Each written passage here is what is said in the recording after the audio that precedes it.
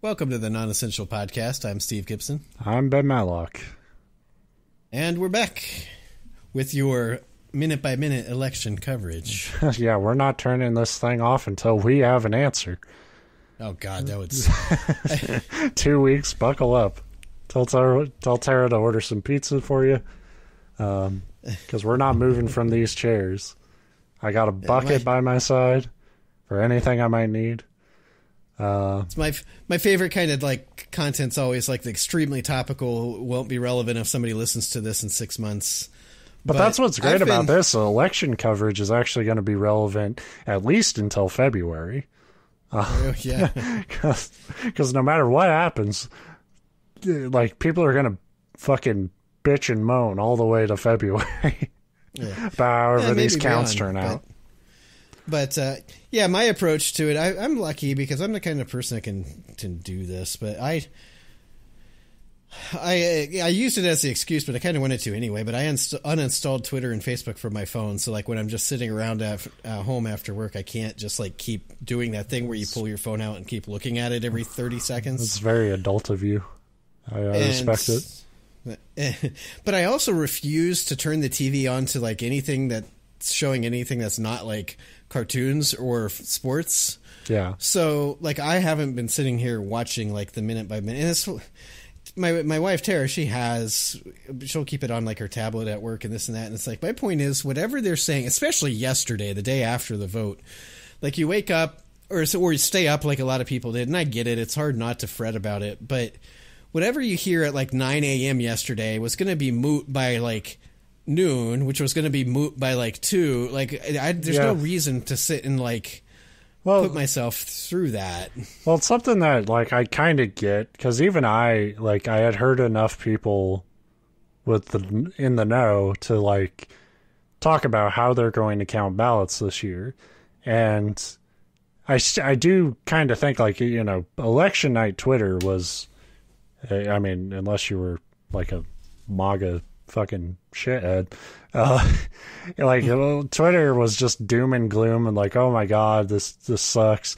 And like they were thinking the big picture of the presidential election, and there is some reason for that. Like it was a terrible fucking night for the Democrats. Like this election is really bad for them, even though even though in all likelihood, I say it now, knock on wood, but they're probably going to win.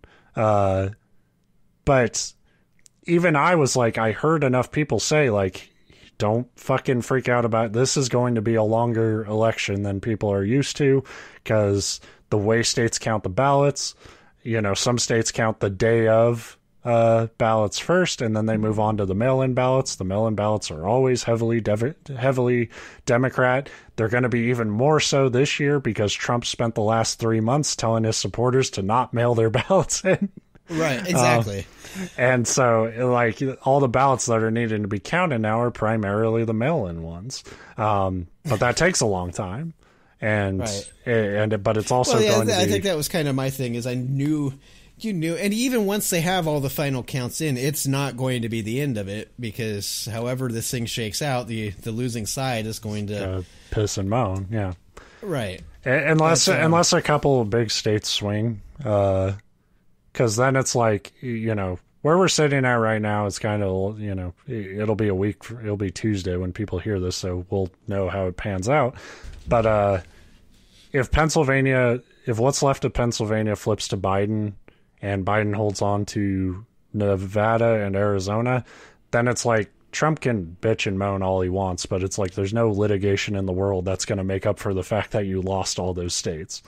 Like, yeah, but you'll be dealing with months of, well, but those votes were fraudulent, and it won't matter because they're not, and it won't go anywhere, but it'll be annoying. But, you know, and also what I think is going to kind of happen, and what's already happening, is Republicans kind of got what they wanted out of this. They got their Supreme Court seats. They actually limited the damage pretty hard. About, like I said, it was just the Democrats lost a lot of ground in the House and the Senate. This is the first one I can remember. It's not unusual for Ohio to go Republican, but there's usually like one Democrat that wins one seat, and at least like even counting my county, and I don't know, I'm sure it's different. I'm sure county seats otherwhere. I'm not going to sit and go through all 88 counties to see who won their local elections, but including my home county, none, not a single, all the way down completely. So that's a win for them. I mean, even if they lose the presidency, ultimately, they're set up. That's the thing is, I think they're actually kind of like, okay, we don't have to latch our ship to Trump anymore. You're on your own, buddy. And I think that's their mentality about it, because it's like, you know what? Because Biden, if anything, Biden having a presidency with a heavy Republican Congress is really bad for Democrats, because it's going to be Biden can't do a fucking thing. Not that I thought he was going to do much anyway, but Biden won't be able to do a fucking thing. And 4 years from now, people are going to be like, well, Biden didn't do anything. What the fuck? Yeah. So, and politics. And that's kind of where we're at. But, you know, people probably want to get their mind off it. We're in the thick of it right now. Even me, someone who thinks our electoral process is so fucking stupid, I get way too into it actually during election day, and I keep looking at these stupid fucking maps, and I'm trying to like mathematically work out like, okay, how much does this guy need to win this, and blah blah blah. And like I get about 15 minutes into that line of thinking before I'm like, this is the stupidest fucking system in the world. This is the most convoluted way to decide who should be in charge of fucking anything. Like, and that's what I mean. That's normally how I am, and it's been very nice this year to just be like, you know what, fuck it. I cast my vote, and that's all I can really do. And you want to pay enough attention so that there's not like blatant like fraud or lying or something going on. So it's not like I just like put headphones in and trust the world to work itself out. But I'm not watching the because that's what's happening with the right now. Is they're stealing the elections. The votes are fake. It's like, no, they're mail-in ballots because people did it in October, you idiot. Like, that's what I mean. You got to watch for stuff like the thing that was going around yesterday. Actually, one of my wife's like extended family posted it on Facebook today about like the Wisconsin, like, oh, there's more tallied votes than there were even registered votes. It's like, no, there's not. According to the graphic you posted, but your graphic is a blatant lie, and there was way more registered votes than that. So you watch for that kind of stuff. Like I'm not shutting it off and, like I said, just trusting the world to do what it should do, because we don't live in a world that operates like that. I'm just saying, like, the way this whole thing was set up for Biden and Democrats to, like, take over, it's like, if you were going to cheat, you wouldn't do it like this. Like, you wouldn't do it to win by, like, a hair, because that's what it's looking like. And they lose every other seat. That's what that was the one point. If they were going to cheat anything, this election, why did we lose the Senate? If they were going to cheat anything, they would have cheated Florida, because they really wanted Florida. They put so much fucking money into winning Florida, and the reason why is because if they win Florida, they called a race last night, or 2 nights ago, because Trump couldn't win without it. So if you're going to cheat, you would do it that way. Democrats someone said it great on Twitter, Democrats will never do something as cool as cheating to win. Like, they will never fucking do that. Because of what they'll do is win and then be like, we're not Democrats anymore, we're all Americans. And then that doesn't fucking help anything. Because Republicans will still be like, we're Republicans. Fuck you. Democrats are the kind of politicians that I could see winning, being accused of cheating, not cheating, but saying, well, we don't want strife, so we'll just give it to you anyway, just to avoid a conflict. It's like, what?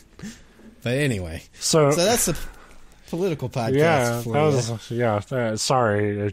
It's just kind of it's present in my head right now. This, it's the story. You can't not talk about it. Just like when COVID hit, we didn't want to be the COVID show, but we had some thoughts. Right. Now I feel nothing about it. Now I have actually right about everything. I have actually learned to live with it, in that there's a guillotine over all of our heads always now, and I've just come to accept that. I don't see why other people can't be more mature about it. But before that, we took a week off because I had lost power during the coldest fucking week of the year, because a tree fell on my power line. So we had. I love that thing where they're like, and I get it, but they're like, yeah, that sucks. You're without power in the middle of this time where you really need power, but we can't get out until the storm's done. So we'll get to that. I promise I do. I don't have a real topic. I have creepypastas. We'll get to them. I promise. But let me vent here, because it's my first time to be able to on this show. So it was a Friday night. I remember it was snowing, and we all, like, everybody was like, oh, a winter storm's coming. So a winter storm's coming, and we're all gearing up for it. I remember my friend at work was like, she loves the snow. Like gets childishly, like, giddy about, because she grew up somewhere where in Tacoma, Washington, you never get, like, snow, or at least not a lot of it. So when she moved here, she was like, oh, man, snow, it's the best. And anyone who lives here is like, what the fuck are you talking about? It's the worst. It sucks. You're crazy. But she loves it. And she was like, I was leaving work, and she's like, oh, you should eat some pizza and watch the snowfall and blah, blah, blah. And I was like, okay, I'll do that. I don't like the snow, but at least tonight I won't have to shovel it. Yeah, and sometimes lying to yourself, like, there's a lot of value in, like, I hate the snow, but you tell yourself, I'm going to watch it because I love snow. And it's like, you don't, but it helps. Yeah, and I mean, snow is pretty when it's, falling at night and stuff, and you're in a nice warm house, and that's, if you're feeling the ominous tension here, that's where I'm heading with this. I bake a pizza. I'm about to take a bite, and then I hear a loud just bang, and my power flashes, like my computer restarts and stuff. And, like, I've had that, like, if some fucks up a line or something, like, you're familiar. Blow up and yeah. Maybe a breaker flipped or some shit. But I heard it outside, and I was like, what the fuck was that? And I go outside, and, like, my neighbors have this big tree in their backyard, and half of it is now in our yard, basically. Probably on, I didn't think about this. It get your fence at all that you spent all that time putting in this year? No, so we haven't finished the fence. So this was the opposite neighbor's side. There is a chain fence, and the tree, this branch, is this giant branch, fell and hit our power line. So we have our meter box on the back of our house and a mast that kind of juts out through the roof, and that connects it to the power line, the main power line. In many European countries, they put their power lines underground to avoid this kind of thing. Imagine. Well, I'll tell you, that's what ours used to be overhead, and I had to worry about that. In the new house, it's underground. But the problem now is, it's like, oh, that's nice. It won't come down. We don't have to worry about tree branches. But anytime I want to do anything to the yard, it's like, okay, well, where the fuck's this power line? Right. So there's trade-offs, but anyway. So I hear this bang. We go outside. This tree's fucking halfway in our yard, and I look at, like, the meter box. It's all crooked. The mast is bent down. But we still have power, which is, nice because the snow's dumping on us and shit. You got pizza to eat. Well, not really hungry at this point. So, like, what had happened is this tree is rotting anyway, but because, like, you initially, at least up here, it might be different in Ohio, but usually you get, like, kind of a dusting of snow. Like, you get that initial, like, maybe an inch, maybe. Yeah. But, it builds up to winter, usually. The leaves on this tree haven't even turned brown yet. So it caught all the snow that fell and then just shattered under that weight. And And so we call the power company, and we're kind of like, hey, this tree fell and it bent our shit and fucked all this stuff up, and maybe it fucked up your line too. We don't know. Right now we do have power, but you know, you're going to want to get somebody out here, and it's a winter storm, so like they're doing it all fucking night, I imagine. And the woman on the phone is like, well, if your meter box and your mast is broken, the guys we send out aren't going to be able to do anything for it. They are not going to repair it. And I'm kind of thinking like, well, that sucks, but maybe this isn't a thing where, you know, we still have power, so maybe like it's not going to be that big of a deal. They don't send anybody that night. The next morning, the guys show up, and they're like, yeah, we're going to have to cut your power because it's a fire hazard, which I get, but sure. it's... You don't want... I don't want the house to burn down, but I'm like staring at them, and I'm kind of like, so you're not going to do anything about it, and it's a safety hazard to have our power on, but it's not a safety hazard to let us freeze to death. Because like I said, this is like, it was like the coldest, it was 20, 30 degrees every day in this stretch that I'm talking about. And they're like, no, you got to get a private fucking electrician to come out and fix your shit. And they're all, like I said, winter storm, everybody needs these repairs. Good fucking luck getting anyone to show up in a like timely manner. That weekend we were fucked. And our neighbors whose tree fell on our shit, they're really nice people. But like, it's kind of that thing of like, they offered to let us use their outlets for whatever we needed, and they even said, like, yeah, hey, if you need to warm up or whatever, you can come over here and shit. And they're, like, really friendly, but we're also kind of in that awkward, like, your tree just totally destroyed our shit. We're freaking out. Kind of don't want to talk to you right now.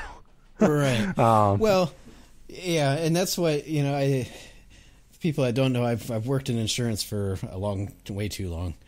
And that's like the number one like thing that comes up with homeowners and insurance and neighbors is the tree stuff, because the way it's generally looked at, there's exceptions, but they're very, very rare, is that like it's not the tree, even though it was in their yard, it's not their fault that the tree came down. No, it's always your insurance that covers. Yeah. But then everybody's falls like, in your yard. But people are like, well, but I wasn't my tree. I couldn't have prevented it. It's like, I know. It sucks, but that's how it works. Well, and I mean, they've been cool since, you know, we got our stuff fixed or whatever. They helped us cut up the limb, that big limb that fell in our yard. Another neighbor brought his chainsaw over. So really nice people helping us out with that. But it's still just like, I can't tell you now how much I hate that fucking tree, and kind of all trees everywhere now. Yeah, right. Because I'm like, what a bunch of useless fucking thing where it's like, things. It's cool that they're being nice, but it's not a realistic solution. Like if you get cold, because it's like, are you going to let me come sleep in your house? I don't really want to sleep in your house. Yeah, like, and I want to be in my house. With all, and with all due respect, you have two German shepherds who want to fucking hump everything. You're nice people, but I don't want to get fucked by a dog. Well, yeah, I don't like spending that much time in people like I know's house. Like, so don't do this if you're in this situation. Don't do this unless you're us and you had to. But we use their outlets for a space heater, and that was it. That was my life for like 4 days. Like we just. If I wasn't working, and what sucked is this was the start of my weekend, so 2 days I wasn't working, you just sat around this fucking heater and waited until you could go to bed. And that's pretty much it. Try to keep your phone charged with, like, we had a portable battery thing, and that has like 6 days worth of charge on it and stuff, so we were able to keep our phones going and stuff. But it was that while we were constantly trying to, like, when can we get a fucking electrician out here? None of them are free until, like, later in the week and shit.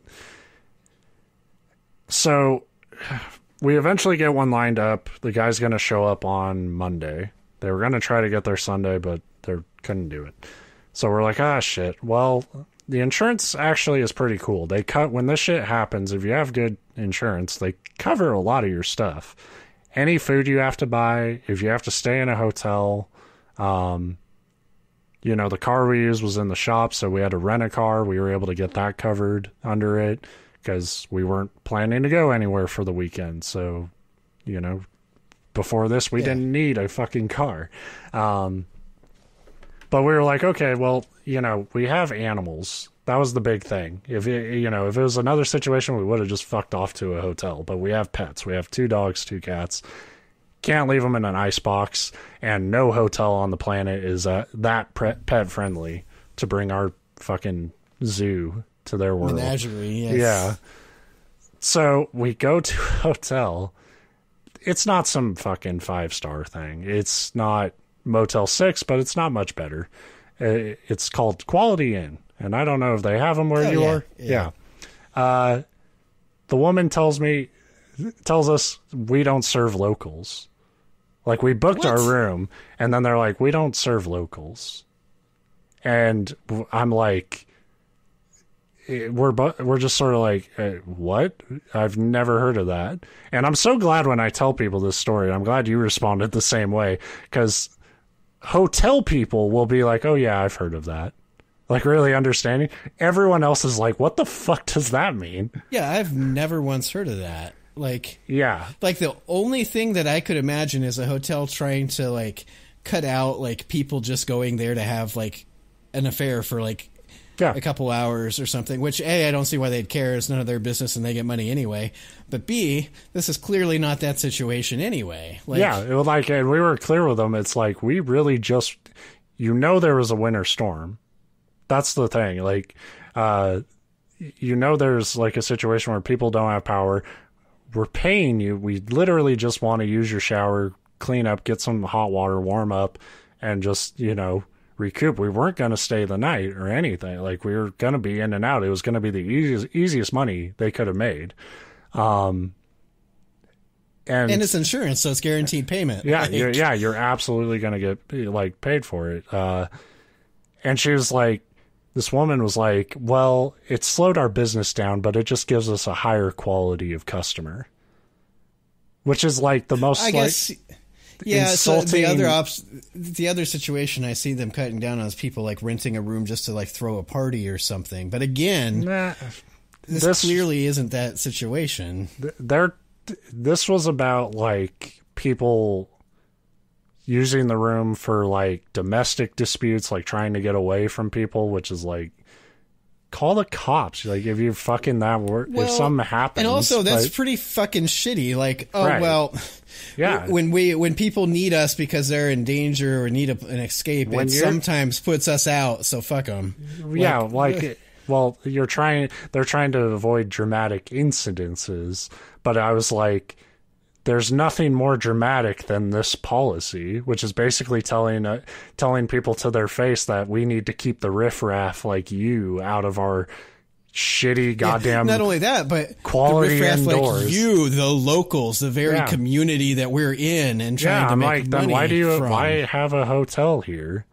And it, like. It was just so crazy to me, and so we ended up. I'm the smart ass that would have looked at him and been like, "Oh, well, we're not from here. Then we're from Florida. We used to live here, and we haven't changed any of our ID. Give me my fucking room." Right? Yeah, I'm like, if you don't want a business in my town, I get it. We just did a show a couple weeks ago talking about where I live, but it's like, then don't be here. If you don't want to serve people from Spokane, you probably shouldn't build a business in Spokane, especially when that business is providing lodging when people are going to need lodging after a fucking winter storm that's knocking out their power. That's just my opinion. That's the funny thing to me. I have never heard of that policy. Some places do it. It's always up to the owner, and if your owner's a piece of shit, then yeah. Well, like I said, I can get the reasoning. It's shitty reasoning. I'm not saying like, oh, I understand. I'm saying I get why you're doing it. It's because you're a horrible dick, person. Inherently an asshole. Like, yeah. But what's the funniest thing about it to me is that the kind of town I live in, and I've described it before too on the show, but there's maybe 4 or 5 hotels that I can think of, and out of them, 4 of them would be out of business if they didn't accept locals. Right. Like, it's like all they do. But Yeah. Whatever. So we, it was a very unpleasant shouting match. And then we went to another hotel and we talked to the woman there.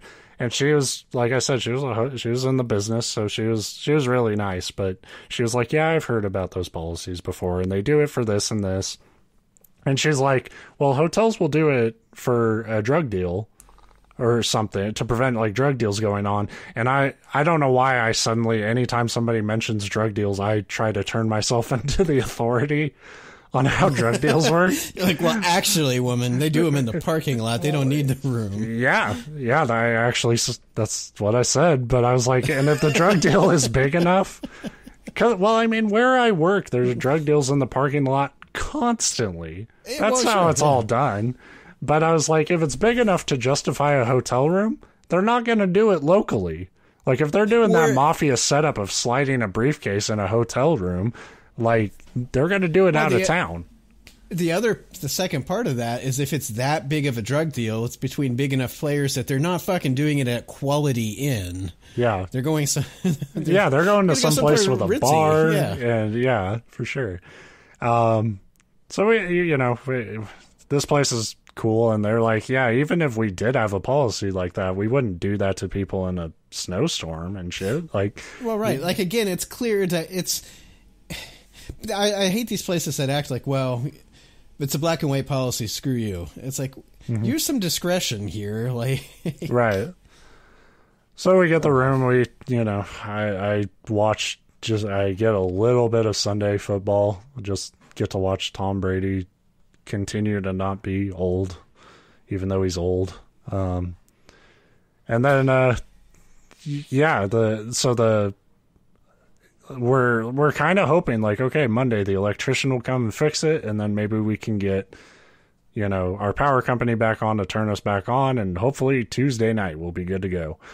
And the electrician tells us that, like, actually there's another step to this story.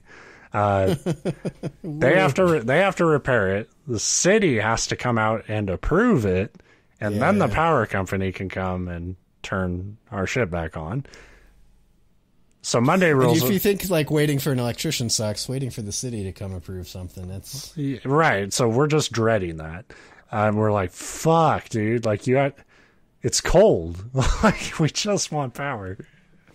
Can he come back and be like, okay, well, the power's on. That's not safe, but you're good to go anyway. So we're hoping, like, hey, do the repairs Monday and we'll figure the rest out Tuesday still. Hopefully we could get it all worked out by then.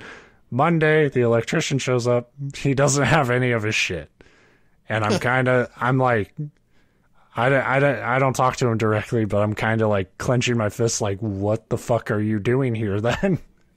Because he goes back and looks at it all and kind of, he's doing his job. He's a really nice guy, but I'm kind of, we've been freezing for 3 days. Well, I needed to come out and make sure I needed tools first. Turns out I do. I'll be back. Yeah, well, I mean, they have to figure out what parts they need and shit. I get it. But I'm kind of like, if you were going to just look at it, and it took him like fucking 5 minutes to look at all this damage and figure out what he needed. I was like, if you're just going to do that, we told you everything that was wrong over the phone. You could have done that anytime this weekend, you asshole. Right. But to his credit, and here's what was the most surprising part of all this, they actually contacted the city for us, and they got it all set up. So Tuesday morning, they knocked out the work. The city guy came by like right away and signed it off, and it was like, wow, they're all set. And the electrician and the city inspector was like, we've already called your power company. They're going to come and juice you back up. You're already, it'll be like an hour tops. 3 hours ago. And then we're huddling around this heater. We're still fucking cold. The repairs are done. We're like, where the fuck are they? Give them a call. Nobody called them. And they're like, well, we'll probably be out there tonight. And we're like, cool. We should have had it 2 hours ago. But they made it out. It was around like, maybe 3 or 4 p.m. We got power back on. So that's the story. It's just more venting than anything, but there are like bullet points of that, like that hotel shit and just everything going on.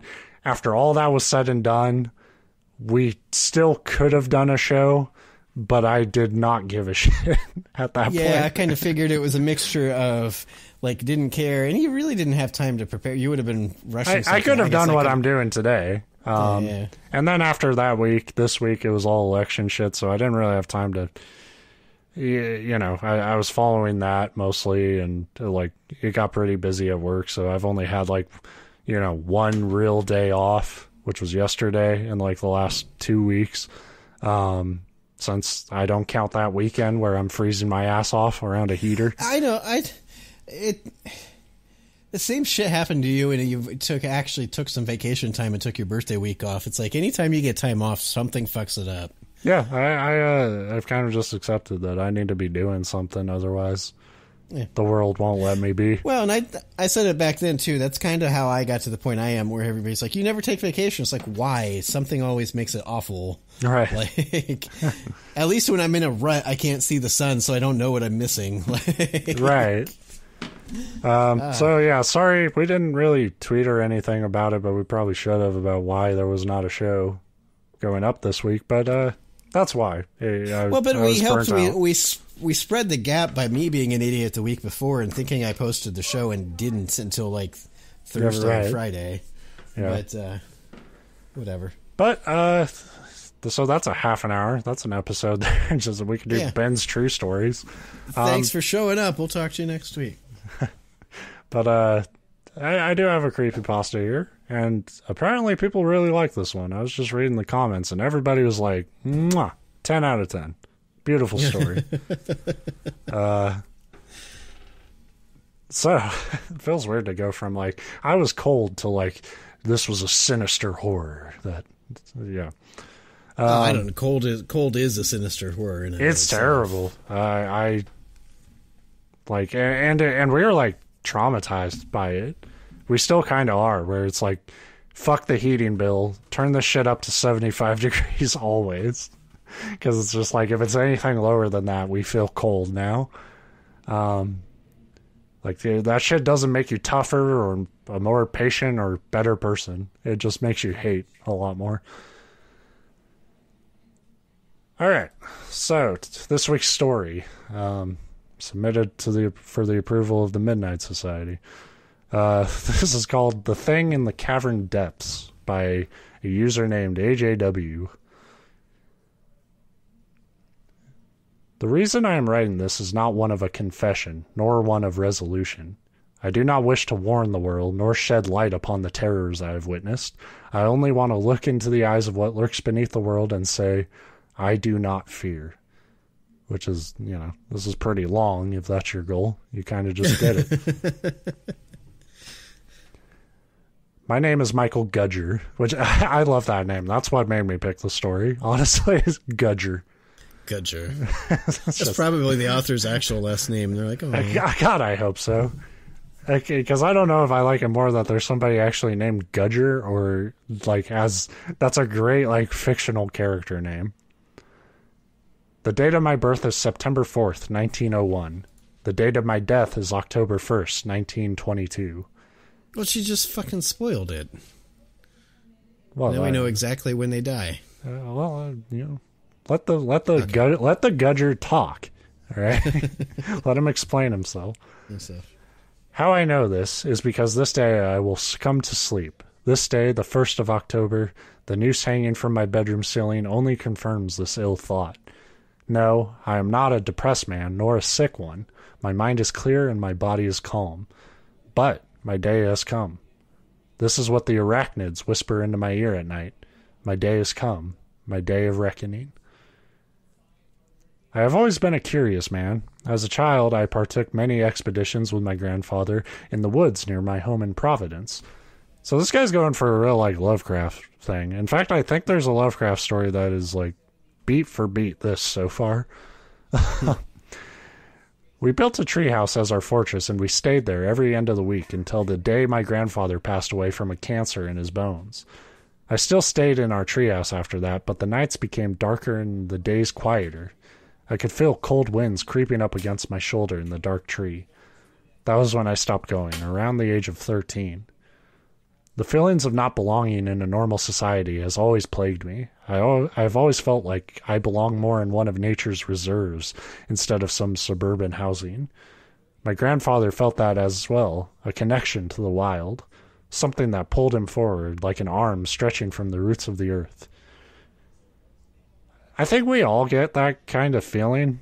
Yeah, but then we go out. We've talked about it a little bit with like the Into the Wild stuff and whatnot, but then I feel like you actually go out in the woods, and it's like, unless you're like, you got all your fucking equipment and shit, you're kind of like, oh, this is actually a survival of the fittest thing, and I'm not fit. Right. Yeah, but that's what I was going to say. So far, I like it because a lot of stories use it because it is a very human nature thing. I think, like you said, at some point or another, we've all had that urge to just like you pull away here, from the world, world, to go out. Yeah. Like, I don't mean not be here like off yourself. I mean like not be here physically, like in society, like just to go. Yeah. Not having power isn't that big of a deal if you're out in the woods, because you expect that. Cold is still a pretty big deal. That's what does most of us. It's a big deal, but then then like you don't have a city inspector on your ass for starting a fire. You know, it's that's like, true. What am I supposed to do? As soon as I had turned 18, I moved out of my family's home. I was the oldest of my siblings, so it was natural I leave first. Taking the advice of my father, I moved into an apartment complex in New York, but I quickly grew to despise urban life. Everything about it I hated. The loudness, the people, the rush of it all. I knew I wasn't going to survive there, so I sold most of my personal belongings and moved into my grandparents' old house near the border of Massachusetts. Naturally, I felt more at peace there, but the calling of the wilderness never stopped. Even by the end of my 20th year in this world, when I spent almost every afternoon wandering the forest, I felt no relief. Thoughts of horror and ghoul-like creatures lurking the woods outside haunted my dreams, eventually leading up to a point where I couldn't take it anymore. I woke up screaming in my bed and looked out at the window into the seemingly endless darkness of the forest. I had to leave. One more night in this forsaken house, and I felt as if I was going to fall into insanity. I took my lantern, lit it, and set off into the wild. It is hard to remember that many details of my journey into the depths of the forest. I expected the sun to rise as morning came, but the deeper I wandered into the forest, the blacker it became. After wandering what felt like hours, I came across an opening in a slope, a dark cave, its blackness almost beckoning me in.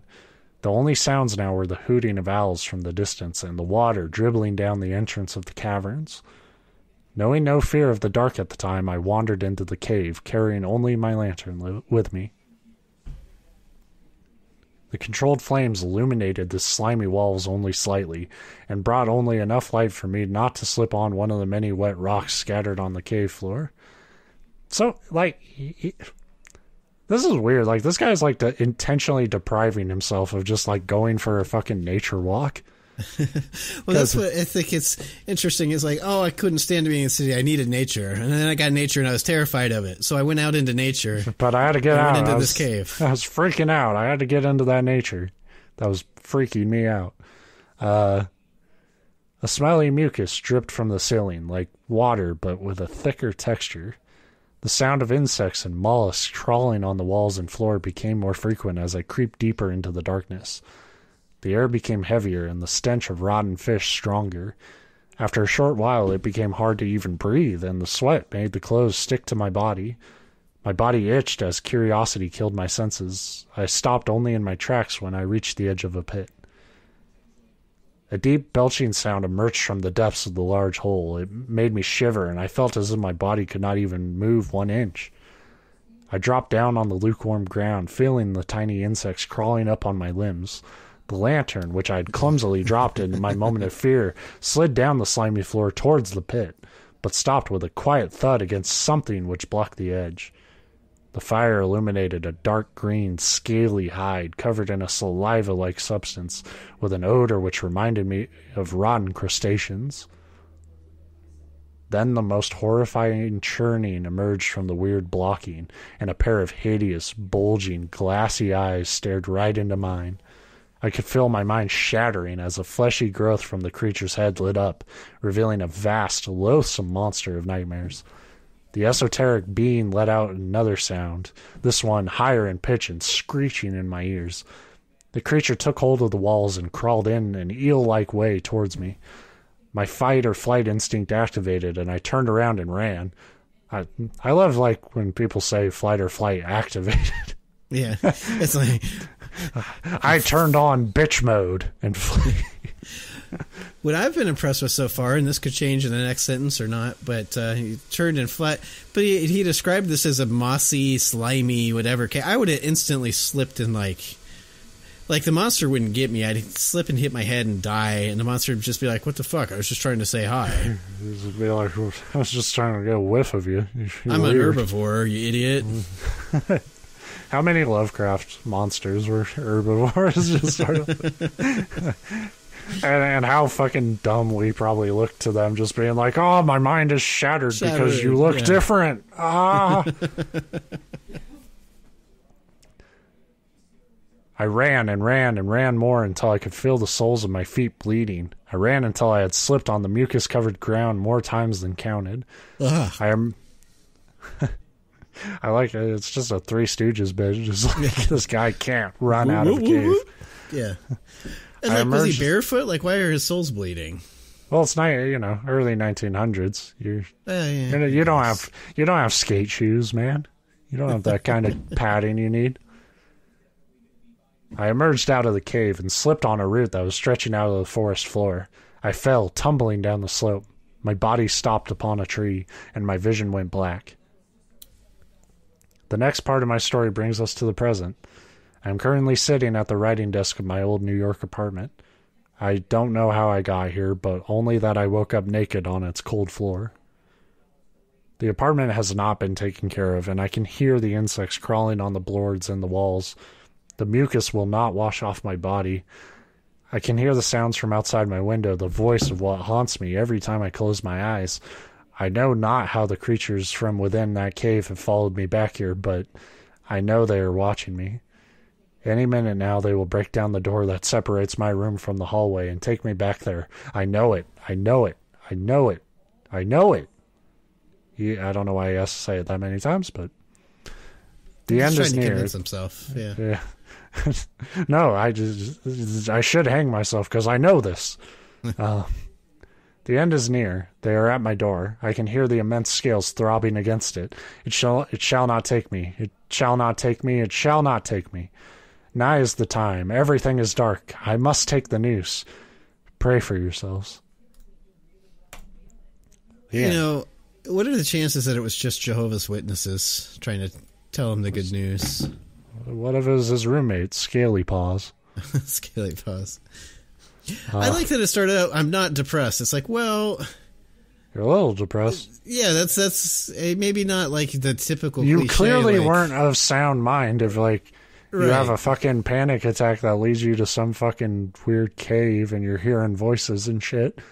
To act like you were all good until you met this monster isn't really. Like, I'm hanging myself, but don't worry, everything's fine. I just lost my mind and I'm crazy. But it's like, maybe that's the unreliable narrator thing. I was just like, but that ending, the point would be if you were that character and you were writing it that way, you would certainly say that you're not crazy because you're going crazy. Right.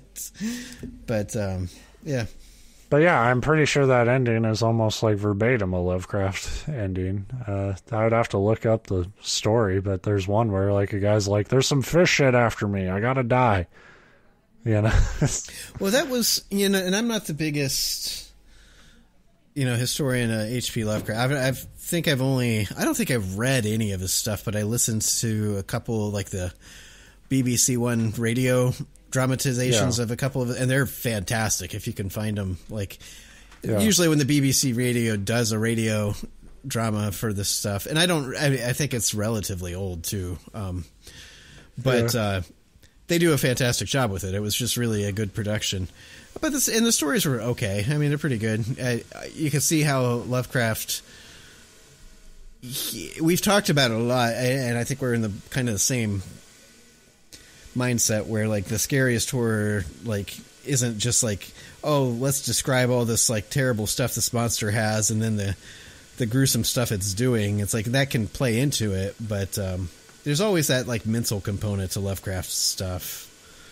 Yeah. Like I think, you know, it's kind of played out now specifically how they do it. Like Lovecraft inspired stuff. It's like, it's always some shit that has tentacles, but before you can get a good look at it, your mind breaks, you know? Yeah. And Lovecraft himself was racist. And that's the thing, too. Like, wait, it's easy to not be like, I want to be I love Lovecraft. It's like, I appreciate what he did to horror, and some of his horror is pretty cool, but he was a piece of crap. I mean, you know, I won't knock people for being fans of the work, because it's, you know, fucking people love the Smiths. It doesn't mean Morrissey isn't a fucking horrible person. You know, it's like there's a whole conversation that's ongoing since the beginning of time of like. Plus, at this point, you can like Lovecraft and not contribute anything to him because he's dead. So I'm not going to contribute to a racist wealth or anything, but yeah. It's like, you know, is, you know, separating the art from the artist, like, you know, what is the limit on that, and what does that always look like? So you can read Lovecraft right now and be like, this is a really imaginative, revolutionary approach to horror, but you also have to be kind of honest, even if you enjoy it, and be like, yeah, and he was probably talking about black people here. Yeah, a lot of it's like allegories for... Yeah. Or you can do it a really, really good way and like use it as inspiration and make a series like Lovecraft Country. I don't know if you've watched any of that, but it's pretty... I think we've watched 3 or 4 of the episodes. I'm not up to date on it, but... I haven't seen it, but I know one guy from The Wire's in it, and I forget his name, but he's really good. He was in Boardwalk Empire too, but yeah, it takes me forever to watch shows. Yeah. Interesting choice with this story, making it occur in the early 1900s, but it had really no real bearing on the story. And you could have done more with it, but I do appreciate at least the attempt to set it somewhere else, you know? Sure. Well, that's the only thing, I guess, it's a mild criticism here, is it's set in the like early 1900s, but the way it was written, like they didn't try to mimic any of the like jargon or the speech patterns or anything of the early 1900s. So it felt like when they did, it was very forced.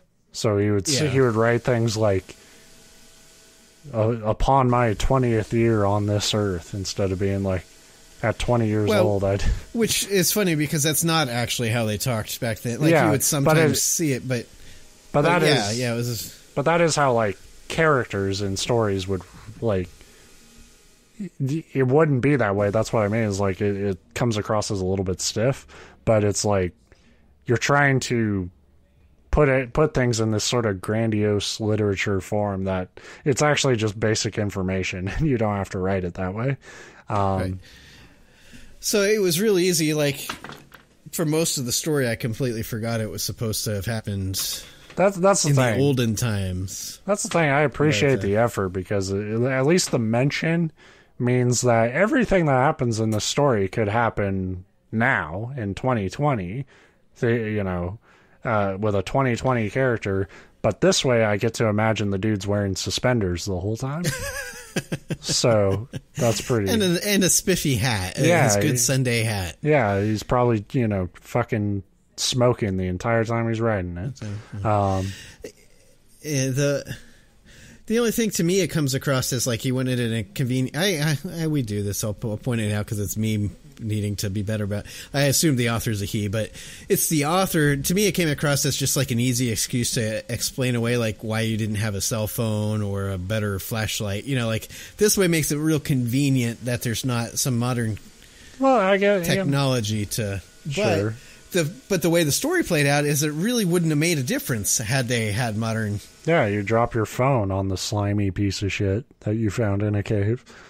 Or you have it with you. I mean, if you're deep in a cave in the woods, your phone's not going to work anyway. And even if it did, if I'm being pursued by some ethereal horror, ethereal, whatever, I'm not going to take the time to like call up my buddy and be like, oh my God, guess what I'm looking at? Yeah. Like, Instagram snap. Yo, I'm just FaceTiming with your boy. Real fucking weird, scary shit in this fucking cave, man. But yeah, overall, it was a good story. I liked it. There's some definite writing chops there. For sure. I always like this thing, and I would say this about Lovecraft stories. Like, I think, and a lot of people back then, a lot of writers, because you're paid for like however many pages you could write out instead of like how good your stuff was. But so things would get padded a lot, but Lovecraft was better when he kept it tight, when it was, a very concise story. And this is totally in that ballpark of just like a dude's fucking story before he hangs himself because he went crazy. Like, that's a, it's very played out, but it's also, if you got a unique approach to it, it totally works. In Lovecraft's case, and other authors of the time and of that specific genre, I wonder how much of that is not necessarily due to, oh, they're a good writer and they kept it concise and that made it better, but because the most consistent way to make money with those kind of stories back then was writing for these like magazines, basically these like sci-fi or horror publications where you had a very limited space. It was the opposite of being a novel writer where publishers wanted you to write pages and pages. They were like, yeah, you got 2.5 pages. Don't go over it, but don't go under it either. Right. So I wonder if any of it has to, like I say, I'm not a historian of Lovecraft or really even like the horror genre, other than I know that a lot of writers back then in sci-fi and horror were writing. That's how they got their break, and that's how they became well enough known to then get publishers to pick up full works, like compilation works and that kind of stuff. Yeah. But I'm sure a literature historian could tell us that. A lit kid. We don't have time for those. Nah. But if anyone's listening, I'm curious. I'm also curious if anyone's listening. So yeah. Yeah, that's the thing. Will anybody give a shit with everything else going on? But yeah, again, sorry for the fucking time off, the little hiatus, but we're back and just in time for like one more episode and then take fucking Thanksgiving off. Yeah. I know. Yeah. There'll likely be some weeks off here going into the holiday season, but But I mean, the last episode, I think the one before this one, we went an hour long or whatever. That was our Halloween episode. So yeah, and then this one is almost an hour long because there's a horror story and then there's this creepypasta. And I know more and more of you are just discovering the show recently, which I appreciate. Yeah. But that also means there's like 100 and I forget where we're at. 100 and who knows? 111, 100. Yeah, I think somewhere around there. There's a lot of episodes, and the early ones were all like an hour and a half long. I promise you, the quality hasn't gotten that much better. So start at the beginning. You're just getting new stories.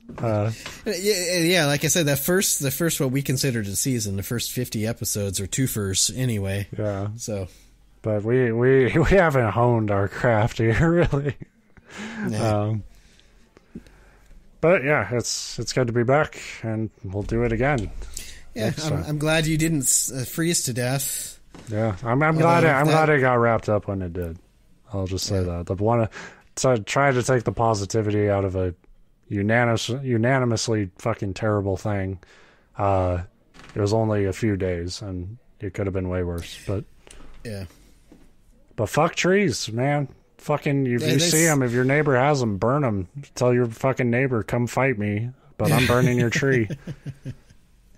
Yeah.